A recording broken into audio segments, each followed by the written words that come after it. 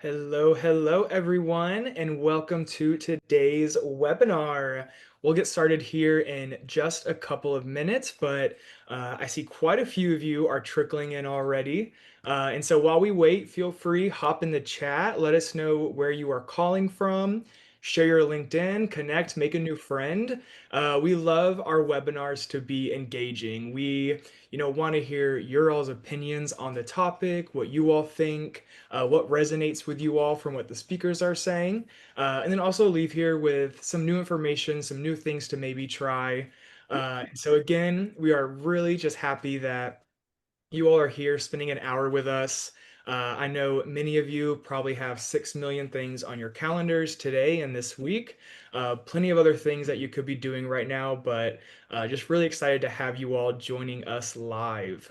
Before we get started, we have just a few housekeeping rules. First thing, Zoom does this weird thing where it defaults to chatting with just the host and panelists. And while we would love to chat one-on-one with you, we obviously think you want to chat with the rest of the crowd. And so be sure you flip that to everyone so that way everyone can see your LinkedIn, everyone can see your comments, and all that good stuff. And then the other thing is be sure to use that Q&A box. We have a few questions that we're going to have to guide the conversation, but we will save some time at the end for some Q&A. And as I said, we love our chat to be just busy throughout the conversation. We love to hear your thoughts, and so your questions may get lost in that chat. And so use that Q&A box. We'll follow up with you at the end of the webinar, or if we don't get a chance to, we'll pass it over to the speaker who it may be directed at, and they can follow up with you after. But before we dive into some questions for our speakers, let's go ahead and meet our panelists. And so we have a rock star panel today. And so we'll go in the order of Confetti, Cloverleaf, and then Bonusly. But feel free, let us know a little bit about you, what you do at your company, a little bit about your company, and then this goes for the attendees as well. But with tomorrow being Halloween, we're fully in kind of fall mode. Especially here, I'm in Jacksonville. It's finally in the 60s, so we're definitely in fall mode finally. But share with us one thing you're looking forward to this fall, or if you celebrate Halloween, any fun Halloween plans you have. And so with that, we'll pass it over to Lee. Awesome. Well, first of all, thank you so much for inviting me to be a part of this. I'm Lee. I'm from Miami, Florida. There is pretty much like no fall, winter elements here, but we still get dressed up in a costume. And I'm the CEO of Confetti for those who aren't familiar with us. I'm one of the world's experts on employee culture and event planning, especially virtual team building. My company, Confetti, has over 11,000 companies and customers that we've worked with, including Bonusly, all different shapes and sizes. So we really love helping companies improve their company culture. And in terms of like what do we do? Well, I'll actually just kind of start with our vision. We want to change the fact that most meetings feel like a waste of time. Could have been an email. And our platform really transforms meetings into meaningful connection-driven experiences. And we do that through live hosted activities and through self-guided experiences. And we believe that every meeting should address at least one of the four critical factors, which is belonging, recognition, fun, and productivity. So you might know us as the easiest way to discover, plan, and book unforgettable employee experiences. And for Halloween, we got a gift for my child's kind of like newborn package, and it was too big at the time, but it was a chicken costume, which was specifically on my registry, if that says enough about me. And she's finally big enough to wear it. So I'm very excited to put my 1-year-old in a chicken costume this Halloween. And that's all I got for y'all. And passing the mic. That's amazing. So, hey everyone, my name is Kirsten Moorfield. I am the co-founder of Cloverleaf. We have the most validated AI coach on the market. We have worked with over 45,000 teams since 2017. And really, and every single month, we're sending over 5 million coaching moments to our customers. We believe that coaching needs to be highly, highly personalized. So at the core of our data, we have partnered with the popular behavioral assessments. So if you've ever taken like DISC or Enneagram or Gallup Clifton Strengths, we partner with them and about a dozen others so that all of the insight we are sending to people is really based on who they are, as well as the unique team members around them. We kind of have two pretty different sounding offerings. One of them is our AI coach. The other one is actually for our customers who aren't really AI ready yet, or for, still held up in legal, or their organization for whatever reason isn't really ready to adopt that. We consolidate all of their assessment spend into one platform and help them save a lot of money on the behavioral assessments they're already using in their programs and for their people. So I am calling in from Cincinnati, Ohio, where I live with my husband, my two young kids, 6 and 10. They're super fun. And so naturally for Halloween, actually when we were house hunting, back in the day, we intentionally around Halloween went to the different neighborhoods because we wanted to find the one where the community came out for Halloween. So I'm really just looking forward to all the festivities, all the neighbors coming out. Just really, I love that part of community, is just being with our neighborhood and with all the people who drive in, because our neighborhood really goes all out. I like that tip. I feel like that's important. Community matters. People. Yeah, got to know your neighbors. Mm-hmm. Could not agree more.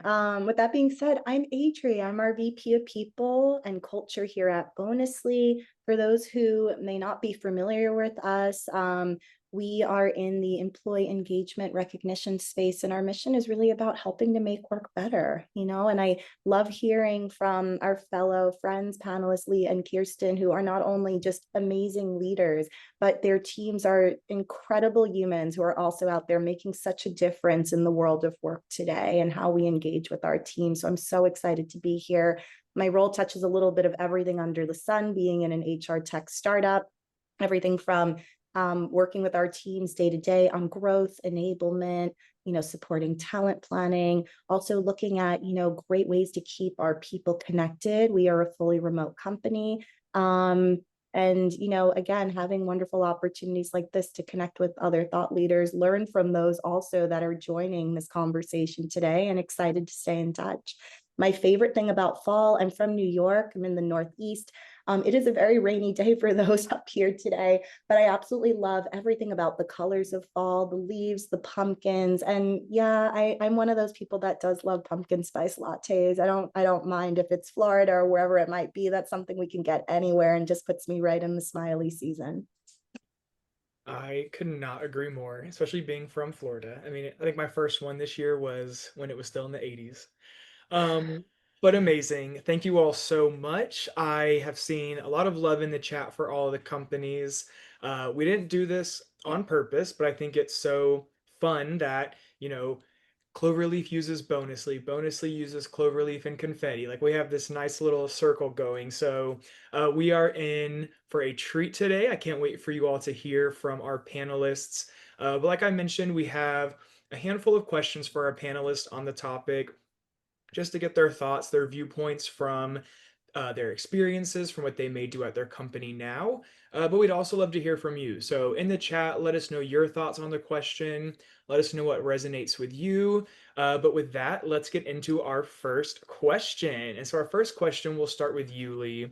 And let's just get right into the topic of today. And so over the last few years, especially this year, and assuming going into 26, budgets are tightening. Budgets are tight across the board, no matter what company you're at, no matter virtual, hybrid, in office. And HR leaders often have to make some tough choices. And so, what are some of those really high impact culture initiatives that may not cost a lot and can make a real big difference for morale and engagement? Well, first of all, thanks for this great question, because one thing that I'm very passionate about is that culture doesn't need to take a hit when budgets get tight. You just have to be a little bit scrappier, but at the end of the day, the truth is that the best type of culture really doesn't come from a big price tag. It really just comes with that intentionality. And when you can't throw another offsite or order whatever fancy swag you want, focusing on that connection, that recognition, and on that purpose of why we're all here, what makes us excited to come to work, is really takes the center stage. So I always recommend starting with the simple stuff like 5 minutes at the end of the week to celebrate wins, a Slack channel, or utilizing platforms like Bonusly for peer shout outs and really making sure that recognition is top of mind. You could do little like quick coffee roulettes if you're in person, or giving little gift cards out so people can grab a Starbucks from their local neighborhood and do that in a virtual setting. Like, it doesn't have to come with this big cost. It could even just be no coffee, or just grab your own do-it-yourself coffee. But the vision around it is talking to people who are new, and setting the time to be intentional, and making sure that managers spend that time recognizing their direct reports for all the hard work that they're doing. So don't underestimate the power of just like storytelling and making the time to make this all happen. Yeah, I love that, Lee. I love that you're like, there are small ways where just human interaction makes the difference, right? I also think something for HR leaders is that if you're thinking of like, well, okay, human interaction, of course, but like, our organization is a couple hundred people, or, larger than I could really reach. I think that's where you focus in on your middle managers, because they're the linchpin of culture. They're the ones like, yes, we need to invest in our executives because what they do models so much, right? But the what you got at, Lee, is it's about people feeling the personal connection there. Like, it's the gift cards, or it's the shout outs at the end of the week, it's the Slack channel, it's their peers. It's like that culture happening naturally. And middle managers are really what make or break that. And so I think, how can you really help and equip your middle managers in those things? One thing I will say is the research shows that in these times when budgets are tight and we're like this GIF right here, is that we want to go to those online modules, but unfortunately those really don't work when it comes to cultural initiatives. They're really good for like compliance training, that kind of a thing, but those online modules for the like getting people to do the have the hard conversations or give the recognition or whatever it is, those unfortunately don't work. What does work is more actually on the coaching side of things. And of course, you could think of getting human coaches, or you could also, of course, you could think of like getting an AI coach, which is a lot more affordable.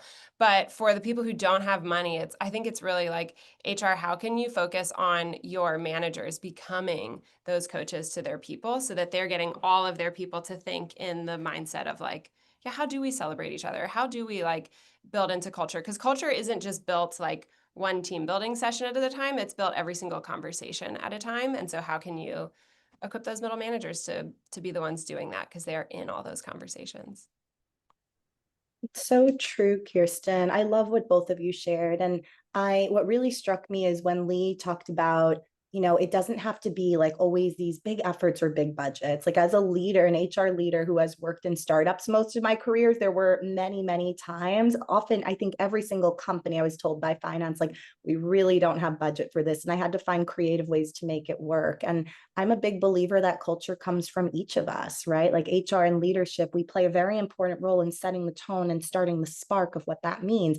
But when you really think about it, there's so many ways that we can build cultural ambassador programs, like hear from employees, right? Make sure that we're really in touch with what those needs are. And at the end of the day, it's not about quote unquote the stuff. It's about intentionality and really building genuine connection, right? Helping your team know that when they walk through those doors, virtually or in person, that they are a part of something, that they feel that, they can be their authentic selves, that people see them not just as an employee or a number, but as Adri, as a person too. That's really important. So even those small, what seems like quote unquote small moments of recognizing a birthday, welcoming somebody as a new hire on their first day, it can be like a Slack welcome. It can be like a little call to just get people together to like wish well for someone's anniversary. It might be, it might just be like those moments of, again, like beginning of your team meeting, do an icebreaker, like find little ways that just get people talking, that like put away, like one thing we do at Bonusly is we have monthly coffee chats where the only rule is don't talk work. And it's really inspiring and nice to just take those breaks in the middle of the day and get to know people for who they are. And, when I really think about it, like a few years ago, you would see jobs advertised for like ping pong table, or we do happy hour Fridays. And, I still think that a lot of that stuff can be really important, to culture, but it's not about the stuff again. It's about how you bring people together, and each culture is going to be super unique. So, to both Kirsten and Lee's points, so much you could do on a very limited budget. And it's really about, again, the genuineness and the connections that you build and continue to foster within your own teams and community. That's so important. Adria, I want to give you a little shout out on this because clearly you have done something good at Bonusly, because right before, when we were just like in the waiting room as panelists, David showed us that one of the engineers went rogue and just like totally redesigned their Bonusly interface to be all Halloween themed with music and like funny words like summon the praise. And that I think is evidence of like fun is contagious, fun is so contagious. So and those human connections encourage that kind of a thing. And I think that is a perfect outcome of like, that's what's happening. It didn't come from a ping pong table. It came from the other things that you just talked about. So well done, Adri. It is clearly happening at Bonusly. Thanks, Kirsten. I could not agree more. And, Kirsten, we're going to come back to your point on the managers. We have a couple questions here coming up on that. But I want to come back to what Lee said, because I think it's so important, and that is intentionality. I think that comes up in almost every webinar that we do, no matter the topic. It truly is, the basis. Like everything you do just has to be intentional, because oftentimes they're not like this one size fits all approach that you can do, but it's just being intentional at your company for your people. To your example, Kirsten, like letting your employees have fun, like do what they want to build the culture. And so you don't need these big budgets or these big programs all the time, but really just be intentional in all that you do. And so let's go with you, Kirsten, since you mentioned it. And so managers, leadership are a huge piece of this. And so we know that culture, is made by all of us at the company, and leadership does set the tone a lot of the time. And so what are the most important actions that managers can take right now to re-energize their teams? It's been a tough year. And so we're at the end of the year, there's a lot going on. And so what can we do right now for our managers? Yeah, I'm going to give probably the most expected answer, which is feedback. Like managers need to be giving feedback to their people. We did a survey with thousands of employees across the nation, and what we found is only 15% of people are getting helpful feedback from their managers that actually helps them grow. 70% of people are getting no feedback. Like they're just not getting feedback from their managers. And the last 15% are getting feedback, but it's critical or it's vague. It's not really able to help them. And what you see when people are getting good feedback from their managers is all the things that go against burnout. So it's like, of course, it's, I believe my manager wants me to succeed, but it's even, I feel connected to our organization mission. I believe that my organization wants me to succeed and is going to listen to me. It is like, I believe my team is high performing. It's all those things that really go into motivation and go into that boost that you're talking about. But what it was so surprising and unexpected for me in the data was that 15% of people who are getting bad feedback, like that's vague or critical, are actually doing so much better than the people who get no feedback at all, which I thought was really surprising because we're so worried about people giving feedback that isn't helpful. And not to say that we shouldn't be worried about that, but like, I think it is an encouragement to managers just trying, just trying to have that hard, uncomfortable conversation is going to boost your employees' morale because they're going to at least see that you're trying and that you care and that you're investing in their career. You know what I mean? And I think then all the other things, like Lee and Adri were saying at the beginning of this, of just like where you are taking those moments to build connection, that builds trust for people that when that bad feedback does happen, they believe the intention. You know what I mean? They're not like those people ranting on TikTok about their bad manager. And then I will also say, like, everything I just said goes along with feedback, like believing in the organization, believing in your own ability to do your work well. All of that is of course amplified when your manager is giving you helpful feedback, but it is even more amplified when you're getting positive recognition for your contributions from your manager. That specifically was like the linchpin of what makes a difference in not just how people are feeling, but how they're actually performing.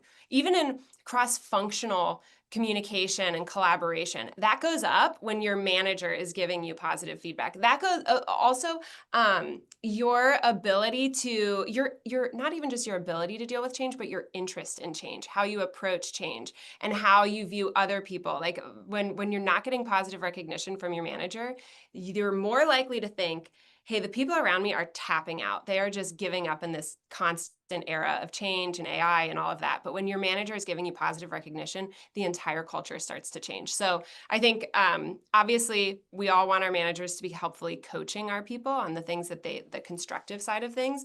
But the most powerful thing your managers can do is give positive feedback. And I'm just going to give a shout out to Bonusly because we're Bonusly customers. And I really do think that is one of the ways that has helped to not just make it normal, but to model it for the managers that it's less natural for them to give that feedback, that positive recognition.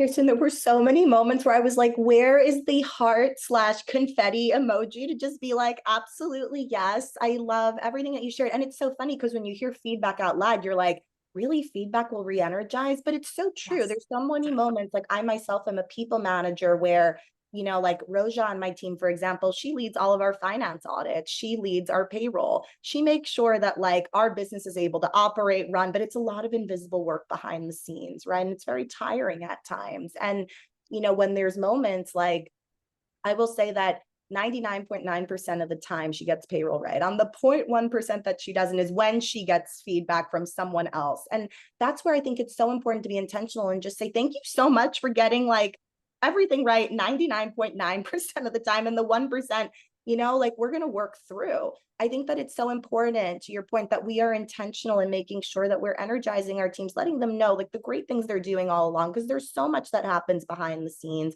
so much that happens like cross-functionally. And like, you know, employees really, you know, especially this next generation, Gen Z, they're not going to wait till their performance reviews. Like they want to be engaged now. They want to know where they stand. They want to know how they can improve. They're excited to grow. They're motivated. So, you know, even though it might seem like, gosh, feedback, it's huge. And that goes hand in hand with positive recognition, right? Like not all feedback has to be critical or constructive. It can be like, you did such an amazing job stepping up and out of your comfort zone, presenting at that all hands, or like, thank you so much for taking a few minutes to help us prep ahead of this webinar and just making like a wonderful intentional connection, David. Like this has been so wonderful and special. You know, it's those moments that really help teams know, or employees know, that like I'm cared for, I'm seen, I'm valued. You know, my manager is taking the time and being, again, genuine and intentional on like my growth and who I am as a person. I think the other thing to add is that we're all in the midst of like a very busy Q4. We're wrapping up the new year. We're making plans for 2026. It's an exceedingly busy time. So for managers to just make sure that we're showing up intentionally, right? Like, let's give that time to our one-on-ones. Or if we need to move things, let's just say like transparently, hey, we're all human, or I'm feeling a little under the weather. Is it okay that we bump this? But like, I'll make sure that whatever you need is there. I think like, you know, it's so important to remember that we are human too, and that it's important for the team to see that. It also matters how we show up, and that we say like, if we can't make our commitments, how do we just ensure that like, you know, we are authentic in terms of like continuing to support, not just saying, hey, my door's open, but like, let's carve out that time. Let's sit down, let's roll up our sleeves, let's get in the weeds a little bit. And I think the last piece is part of that appreciation recognition is also, it's the holiday time. You know, work-life balance is so important. Everyone's working so hard. So in addition to those shout outs, that feedback, it's so important to say, like, what are your plans for the holidays? You know, how can I help you? I want you to make sure that you take that mental health day or an extended time for your family. Molly on my team tomorrow told me that 2 of her kids are off from school. She was like, could I take Halloween? And I was like, absolutely. You know, let's come up with a coverage plan. I don't want you to worry about a thing. These little moments go a long way. And again, just building that human connection, helping people feel appreciated. And again, managers are really that linchpin and at the forefront of engagement. It's all about building trust at the end of the day, making sure that teams feel supported. And managers are, again, one of the primary reasons that employees stay with your organization, right? So I think just for so many reasons, it's important and special to just make sure that, like, again, we're being extra intentional, we're putting culture first. And when you do have those events, like, I don't know if you're doing a wellness program, a holiday party, whatever it might be. We're going to be doing like a nice healthy pumpkin granola making class in a few weeks that I'm actually hosting. It's a nice way for the team to get to know me, not just as like a VP of HR, but as Adri as a person, which I love, I think is so special. Um, we got some feedback a few months ago saying, I want to join, but like sometimes we have customer things come up. And like, I wish my manager would just be intentional in saying, like, we're blocking this chunk of time, we're giving a month's notice. That stuff really shows that like leaders care about what else is going on in the culture outside of their purview, and making sure that we're carving out time to say, like, go for it. It matters, not just like talking shop. So anyway, I could keep going, but Lee, I'm so excited to hear what you think too. Well, y'all covered such amazing content, and I love, first of all, that granola. I don't know if I can be invited to that. I know I'm not part of the bonusly team, but that sounds like an amazing time.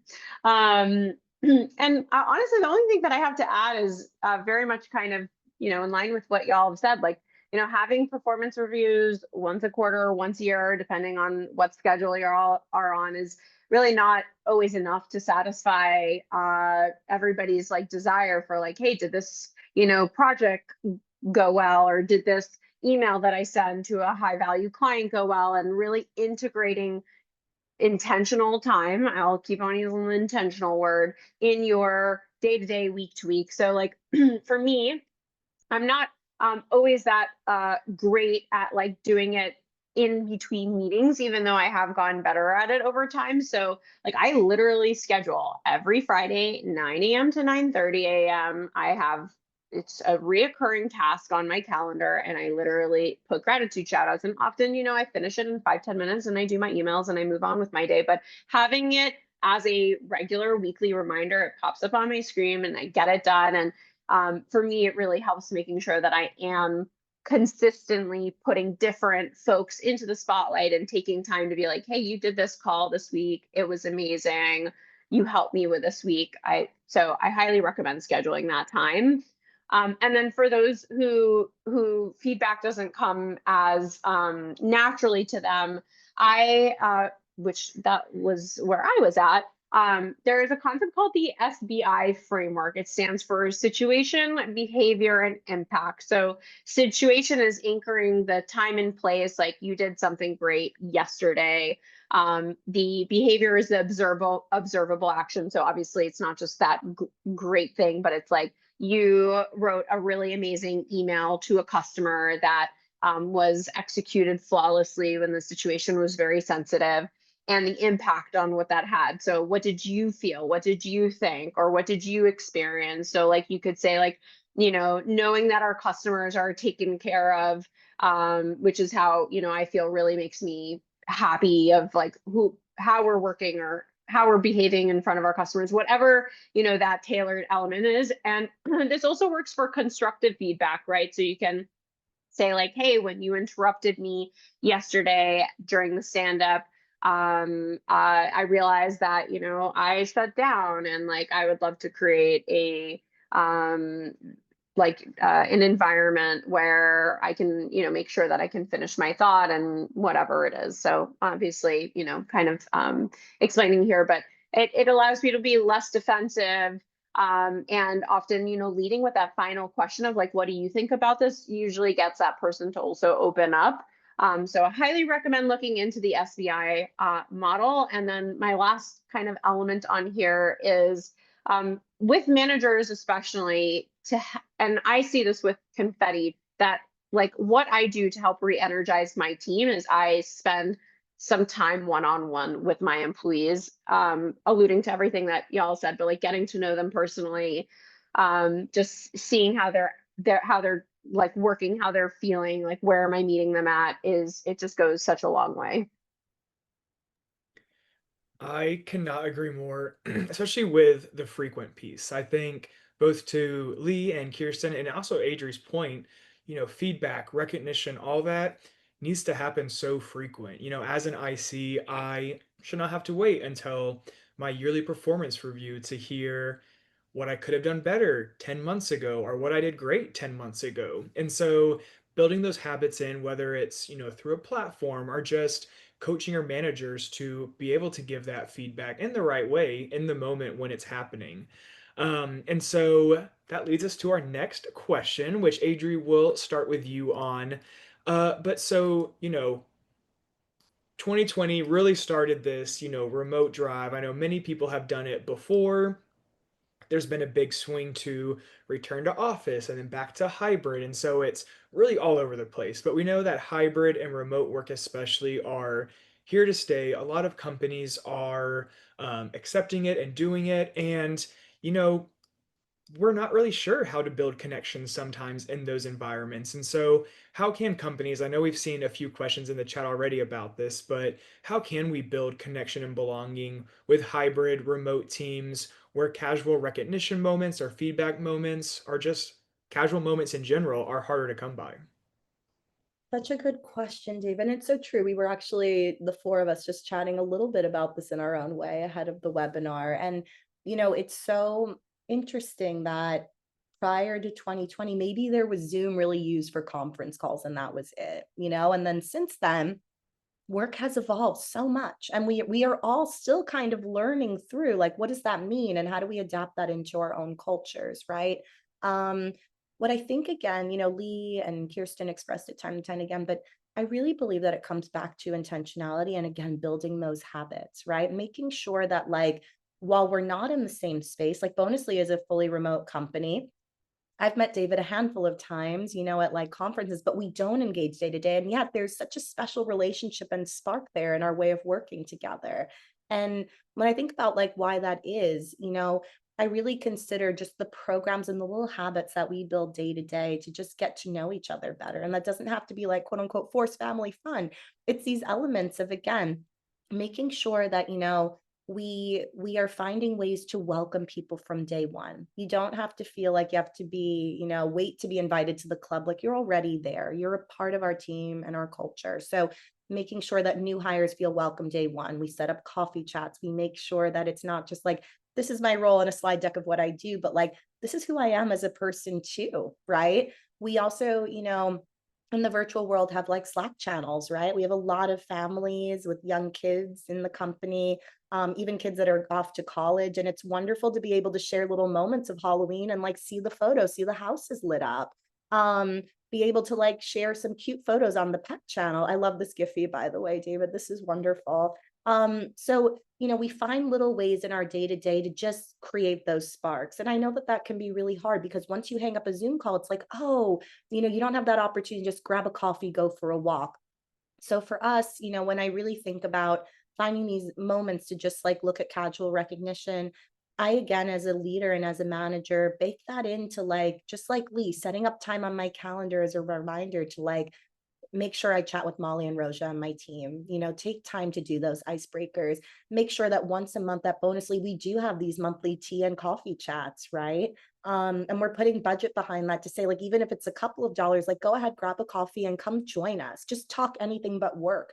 The other things that I think are really wonderful, especially on lower budgets, is, you know, it's moments like, what is your, how does your culture really look at like work-life balance? So for us at Bonusly, for every month that doesn't have a national holiday, we create one. We call it Recharge Weekend. So we really find ways, again, to like build these connections, make sure that remote teams also like celebrate having these long weekends together. And all of our holiday parties, all of our events are essentially remote. Like, even if we do like for Employee Appreciation Month, like a lunch, Molly and I were trying to think about, well, how do we do that? How do we still form connection even if everyone is having lunch like at their desk alone? Well, we decided to do a Texas barbecue theme. So everyone that was in Texas that joined the call ordered from like the same kind of restaurant and kind of talked through not only what they ordered, but like we sent them a little hot sauce kit. So I think that there's a lot of moments that we could make, not just like our culture, our values special day to day, recognizing teams, of course, but like also these little moments of stepping away from work and making sure that like burnout doesn't, like, I believe that high performance should never equate to burnout. And a big part of that is having these moments in our culture, having a cadence, having a habit of like once a month we do our coffee chats, twice a year we do some form of like holiday party. there's so much that I can share, but that's what really excites me when I think about just connecting in this new world of work of like hybrid, remote, and just being in touch with, like, we're not seeing each other every day, but there's so many special ways that we could build those connections and make people really feel a part of, our company and who they authentically are. I'll chime in after that. Although you did such an amazing job, and Adrian, I just love your energy in general. I feel like I'm like Adrian for president. But I want to echo the fact that, like, yes, part of the challenge with building connection and belonging in specifically a hybrid or remote team is that you don't have those like hallway high fives, or I remember when I used to work in the office, like we would just walk around the office. Like we had those like moments where we would walk out of a meeting, or you'd go out for lunch more often. So the challenge with this is that you actually have to design for what used to happen by accident. That's why we keep on harping on the word intention. And but I do genuinely believe that at the end of the day, belonging is not about proximity. Many of you are Taylor Swift fans probably, or fans of something that you've actually never met before. You have no idea who these people are, and yet you feel like you're a part of something meaningful. And it's really about figuring out how to create that story and take those certain actions within your organization so that even if your team is scattered across time zones, you can still make people feel like they're sitting at the same table, and hopefully just with some better snacks at home. And those ideas really start with what we've been kind of talking about, right? Maybe starting a meeting with like 5 minutes of trivia or a little puzzle or wins and shout outs, or doing this, coffee moments. I know we're releasing for Halloween like a 10-minute cute little trivia thing that's totally free for the folks who didn't schedule something. We're very big on, providing these resources for free. So budget isn't an option. I know Kaylee dropped some items in the chat, but I just feel like it's not, budget isn't the conversation so much. It's really, did you make the time to like map out a journey of what those cultural moments are and how they're integrated into your day-to-day, and how do you get leadership to empower managers so they understand that this is important. Maybe everyone should do the same Halloween trivia event for the first 5-10 minutes of their meeting. Like, yeah, so that's what I got to say.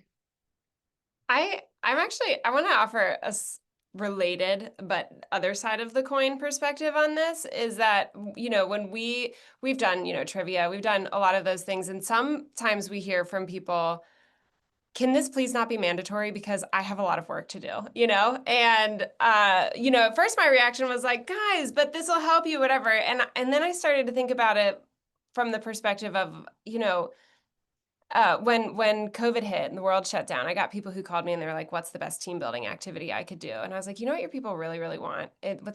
Yes, they want connection. Absolutely.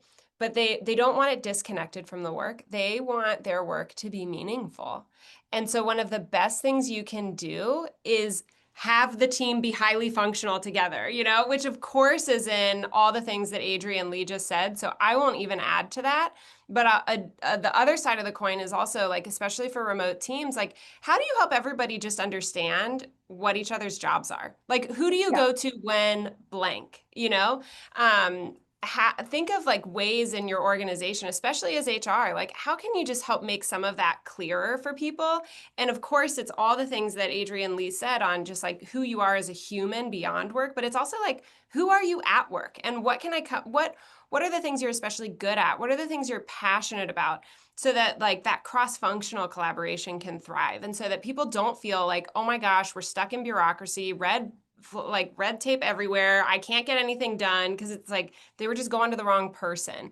Those are some of the bigger culture kills that we as HR can really help influence for our people. It's just make make it really clear what people do, make processes simple, make help people be known by each other for the actual work that they do. And I don't have a great, system that I would recommend, because if you just have a huge long directory, I don't know how effective that's really going to be.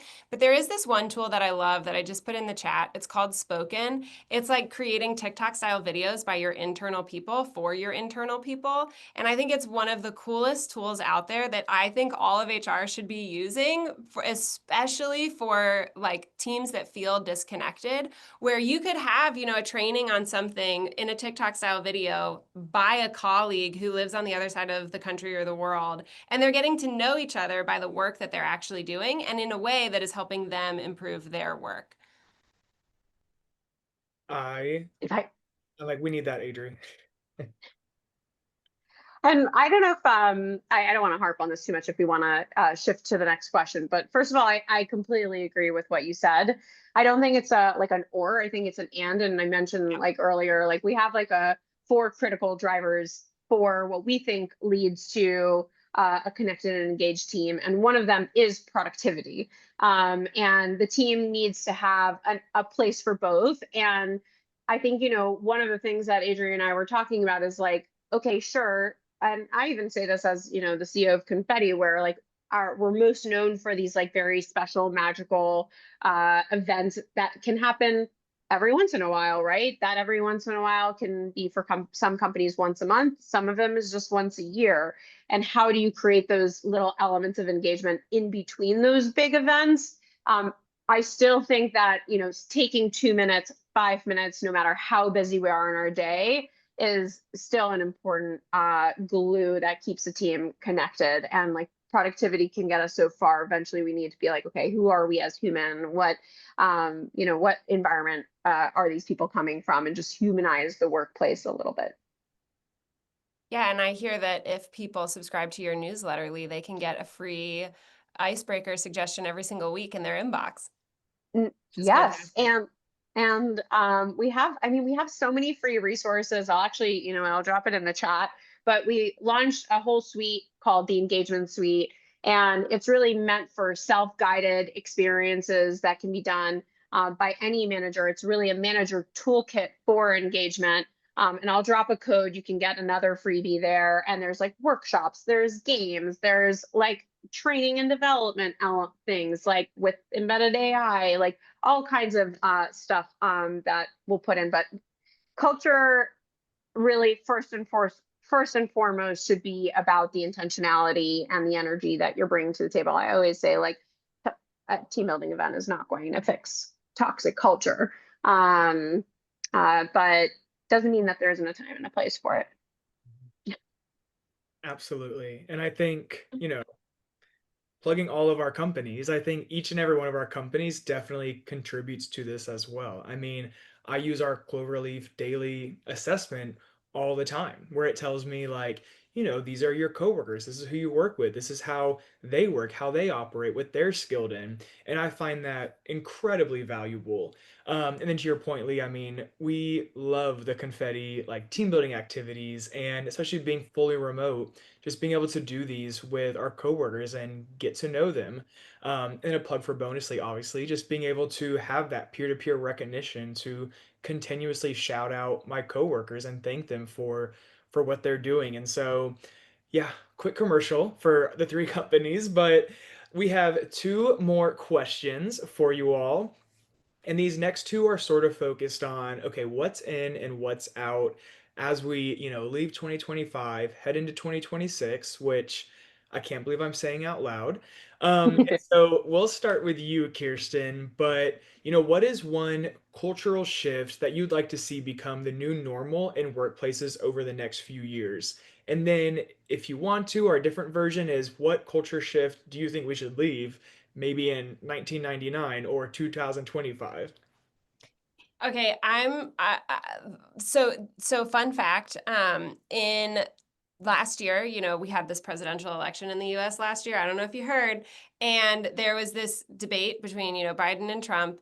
And they it devolved into just personal attacks and insults. They were even telling each other they couldn't play golf well, right? It was just stupid. And do you know what happened at work the next day?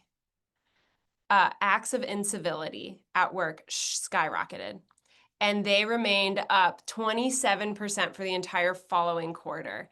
And I just think that's such a good example of what we see happening out there, where people, all of media, and even some of the people who are supposed to be good leaders are just training us that if somebody thinks differently than us, it is bad and dangerous. And there is no room for differences. And how that impacts work is, hey, when sales comes to product and is like, oh, I keep hearing this from customers, we should build it. And then product is like, shut it down. That's different. I can't, whatever.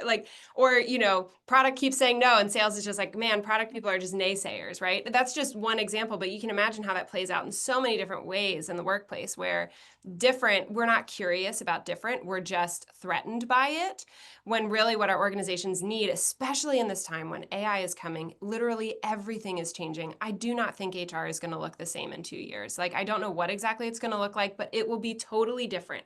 And in this time of massive upheaval everywhere in all industries, what we need is people who are curious about different perspectives and different points of information. And that is so countercultural. So I think the trend I want to see is a growth in what I call relational curiosity. It is just, hey, when somebody is asking me a bunch of questions, I just don't default to thinking, oh my gosh, they think I'm incompetent. They are just being mean to me and throwing me under the bus in front of all these people with all these nitpicky conversations or questions they're asking, right? Instead of defaulting to some sort of judgment, actually being curious about that relationship. Oh, what is a different strength this person is bringing? What is a different perspective this person has that I just haven't considered? So that is the trend I would love to see become a norm, is that work becomes actually the place where we help train people to have relational curiosity, because the impact of that is totally not going to stay within the bounds of work. But at work, people have to be grown-ups. You know what I mean? So it's actually the perfect subversive intervention place for training people in relational curiosity. Kristen, I'm intrigued. I'm still noodling on what you're saying, and I see Cloverleaf as being such a wonderful plug for that. Same as David, I look at my Cloverleaf coaching tips every morning, and that helps me so much with that relationship curiosity of, why didn't that conversation, why did that feel a little bit rougher around the edges than it could have been? And leaning into how we can work better together, how we can understand different viewpoints, and how we're stronger when we really collaborate and are a team, right? And not just being naysayers and shutting down oh, we just won't do that, but how do we better understand each other is so huge. And it's true, in the age of AI, so much is going to change. A lot of the quote unquote administrative tasks are going to be automated, going to make our lives so much easier. But then what really comes front and center is leadership, not just quote unquote leadership training as a blanket, but how do we really enable our managers to be prepared for that new world of work? How do we enable them to get closer to their teams without making this a big overarching, oh my gosh, we have to spend the biggest budgets and get a trainer in once, and then did that stick a year later? I think it's going to have to really be, one, companies becoming more in touch with human relationships, leaning into what the future of AI, of HR might look like in sparking that, but also, having like-minded companies, tools and resources that are really going to help with building those habits day to day. Because again, it's not a one point in time that we just do training. Lee and I were talking about this yesterday. It's how does that feel 90 days down the line, 6 months down the line? What have you learned? How are you engaging? And there's such potential. I mean, I see that so clearly in small companies, but I think even for large organizations, if we can get that right at the cultural level, we have such potential to build next level great things in all of our organizations and enable our people to bring out their best potential.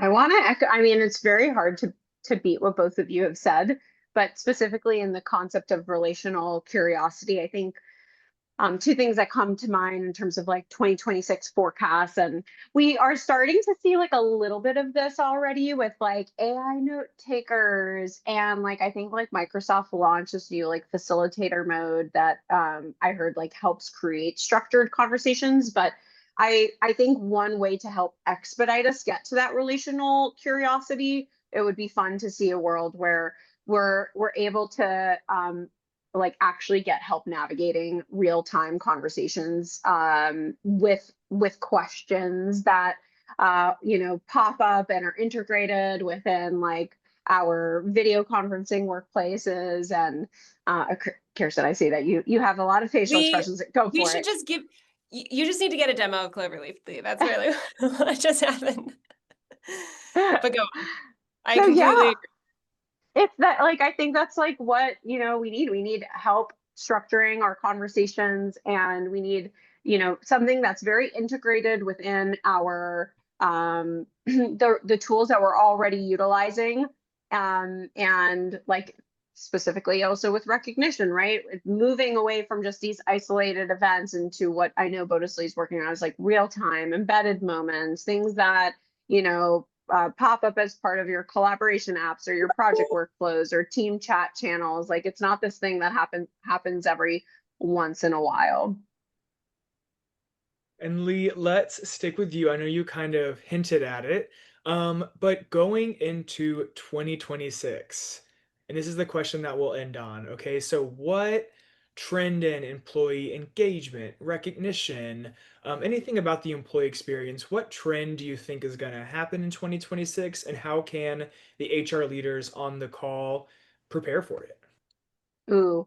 Well, beyond what I said earlier about recognition being like more woven into like the flow of work, other trends that I could see is like really making sure that recognition is something that is strategic and measurable and tied to like the overall like culture and organization, something that managers are held accountable for doing. And I'm excited that, you know, tools like Bonusly are out there, because recognition will be treated as like a lever for retention, performance, and culture building, especially as we like really perfect measuring and showing that no, this isn't just like a nice to have. This has a direct correlation to the impact on turnover, and holding our managers accountable towards like really doing it. Like, this is just as important as responding to your emails and being a part of like your company's SLAs. I'm passing the mic over. No, it's so true. I loved your ending point, especially on like just as important as our SLAs, you know, it really is true. And oftentimes as an HR leader, you kind of feel like, you know, I feel very fortunate at Bonusly and to be in a team that like that gets this. I always call it like living in HR land. Not everybody lives in like HR land and like understands these concepts, but like it makes so much sense, and it is so important that like we are putting people first through these experiences, right? Because at the end of the day, it's our people and our talent that drive our goals and make us successful, right? And we can't lose track of that.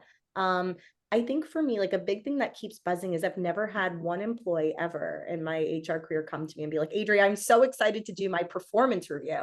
And I feel like performance, having these conversations about your growth, your development, your enablement, getting that feedback is so important, so critical, so special too. It can be very meaningful. Like I've seen so many ways, like I myself as a people manager have seen people on my team just grow and be so proud of their development and seeing them reach their potential. And, you know, I think that like with AI, there's so much that's happening now where this doesn't have to be like a cumbersome process. Like I want to get rid of the old school mindset of like, oh my gosh, performance reviews are just a chore. I think that we have a lot of potential to like change the game and make this dynamic and exciting again. I think that we have to put the human touch back into the experiences, and it shouldn't be like a heavyweight, oh, let me think back 6 months. But if we're doing it right, then it is that habit we've been talking about all along in terms of the relationship building, the trust, the getting feedback along the way, understanding how the work that we're doing connects to the bigger goals. And I'm a big believer that like everyone in our company here at Bonusly in general, and every organization has a piece to making a greater puzzle together, right? So just leaning into that, I think that there's so much potential kind of moving out of 2025 into 2026 around like, how do we get people excited, and how do we get our managers, leaders, employees excited about performance, growth, and potential to like raise the bar next level? Amen. I actually really believe that performance management is it is your culture on display. Like if performance management is happening well, then you have a healthy culture. If it is not, then you have some cracks in your culture. And it shows up in, are people really clear on what matters, how they can make an impact, what they're good at, where they have room for growth? Like if people are clear on those things, so many of your other worries go away, like so much else goes away because they feel invested into, they feel clarity, they feel like they know how their work can be meaningful, which is just so critical for engagement and not having burnout and all those things. So I completely agree with what you said, Adrienne. Once again, I'm going to bring a totally different idea into this. What I think is going to happen very quickly is AI is going to start connecting all of the things. So like Lee was saying, like, couldn't it just pop up here? And couldn't we, have all this information connected? Obviously, like Lee, I love everything you were saying because that is what Cloverleaf does. And I completely agree. But I think it goes so much far beyond AI coaching, which I'm pretty obsessed with. It goes into like all of the things. I think AI is just going to make it so that your tools aren't going to be so separate anymore. And there used to be this conversation of like, well, I don't want point solutions, I want a platform. I think point solutions are going to be totally fine because everything's going to become a platform because it can all connect. Like you can even get Cloverleaf's automated coaching through your ChatGPT right now because MCP servers connect. You know what I mean? Like everything is going to start connecting, and that opens up a lot of opportunity, but it opens up a lot of disruption. Like it's probably like you're not allowed to say this, but I think the LMS is mostly going to go away because like people aren't really logging into it, and those videos aren't really like they don't make sense exactly how it plugs in. But that doesn't mean that virtual training goes away. It just means it's going to look totally different, and it's going to actually hopefully be so much more helpful to people because it's going to come to them in the time of need when they have the behavior they need to change and apply.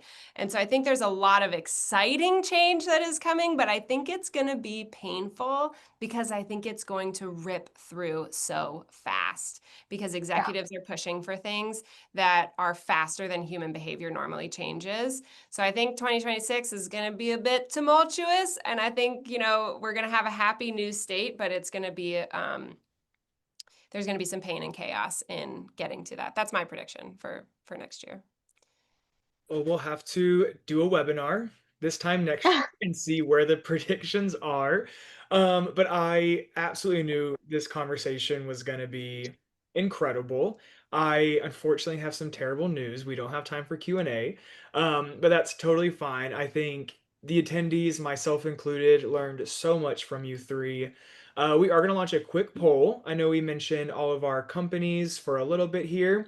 If you'd like any information on all of the companies, answer that poll, and we will have the various companies reach out to you. And then, equally as important, I am going to share our panelists' LinkedIn's. If there was anything that you wish to chat with them about, if there's anything that you may have had a question on that we didn't get time to answer, connect with them. I'm sure they would love to carry on the conversation in LinkedIn Messenger. But again, we are just super grateful that you all took some time today to be with us. Again, like I mentioned earlier, there is so much going on at work, in the world, stuff going on this weekend, and the fact that you all took an hour out of your day to spend with us is phenomenal. And so in the last 2 minutes, I know this is impromptu, but panelists, if there's any last thing you want to say, now is your time. Thanks for having me. Happy Halloween. And please feel free to be in touch. We're here to be of help and of service. This is why we, came into the culture business, and the HR world is a very giving world. Amen. Amen. Yeah, thank you, Bonusly, for hosting. And also I just would plug your product because it has really helped our organization to stay focused on our values, to make recognition a normal thing, which I think is such a strategic importance to performance of our people and our company. I'm really excited about all the stuff that you're building too. I think we're customers, we're using it. I think it's going to be really, really helpful. And yeah, keep up the good work, Bonusly. And Confetti, great to meet you, Lee. I'm excited now to look into that because we have failed at many virtual events before, so we could totally use the help. I'm excited to look into what you do, Lee. We need to get you a professional event with us. Yeah. Thank you, David, for organizing this wonderful webinar. Culture's so good. It's scary. I'm like, ah, that is great marketing. And just, it speaks so much to you and how you bring just wonderful conversations together. And Lee and Kirsten, I loved connecting with you today, learning from you. I'm buzzing and I love seeing the chat light up too. We're equally learning so much from those that joined us today. So for everyone out there, thank you for being with us. Thanks for spending this time. And please, stay in touch, hit us up. We're so excited. And as you can see, Lee, Kirsten are so passionate about what they're doing, and their teams are good humans making such a big difference. So please stay in touch with all of us, and excited to see you next time. Yes, I do have to say the title goes to Kaylee from Confetti. I cannot take credit for today's title. But you all have been tremendous panelists. I have used all the products here today, so 10 out of 10 recommend. And again, all the attendees, thank you so much, and we hope you all have a phenomenal weekend. Happy Halloween. Uh,